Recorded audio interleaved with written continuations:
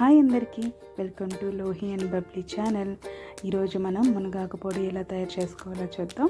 మునగాకుతో పాటు కరివేపాకు ఈ రెండింటిని కలిపి పొడి ఎలా తయారు చేసుకోవాలో చూద్దాం.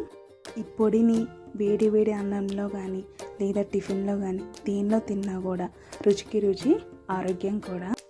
ఎన్నో ఆరోగ్య ప్రయోజనాలున్న ఈ కారపొడిని ఎలా తయారు చేసుకోవాలో చూద్దాం. దీనికి కావాల్సింది మునగాకు, కరివేపాకు కడిగి ఆరబెట్టుకోవాలి. ఇందులోకి పచ్చిశనగపప్పు, మినపప్పు, ఎండుమిర్చి, ఒక పాన్ తీసుకోవాలి. ఒక పాన్ తీసుకొని కొంచెం ఆయిల్ వేసుకోవాలి.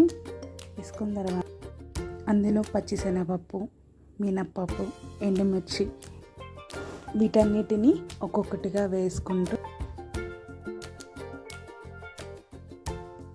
తర్వాత వీటిని లైట్గా వేయించుకోవాలి.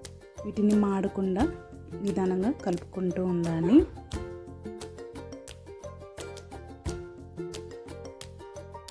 ఈ ఫ్రై అయిన తర్వాత ఒక గిన్నెలోకి తీసుకోవాలి, చల్లారబెట్టుకోవాలి. ఈలోపు అదే బాండీలో లైట్గా ధనియాలు, జీలకర్ర, వెల్లుల్లి వేసి లైట్గా వేయించాలి. ఎక్కువ వేయించాల్సిన అవసరం లేదు. వీటిని కూడా చల్లారాక అదే మిశ్రమంలో కలపాలి.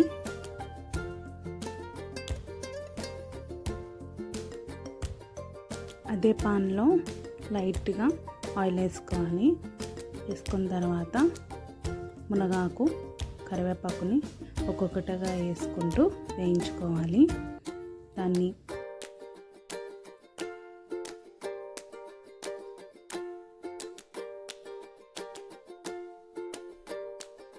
బాగా ఫ్రై అయ్యే వరకు కలుపుతూ ఉండాలి.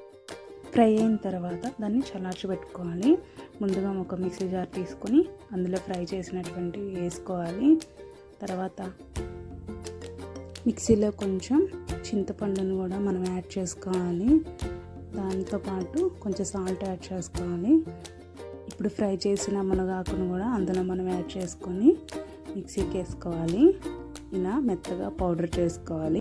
ఈ పౌడర్ని మనం ఫ్రిడ్జ్లోనే స్టోర్ చేసుకోవచ్చు, లేదా నార్మల్ టెంపరేచర్లో కూడా బయట పెట్టుకోవచ్చు. ఏం పాడవదు. ఎంతో రుచికరమైన మరియు ఆరోగ్యకరమైన మునగాకు కారపొడి ఎలా ఉందో మీరు కూడా ఒకసారి ట్రై చేయండి. Please like, share and subscribe చేయండి.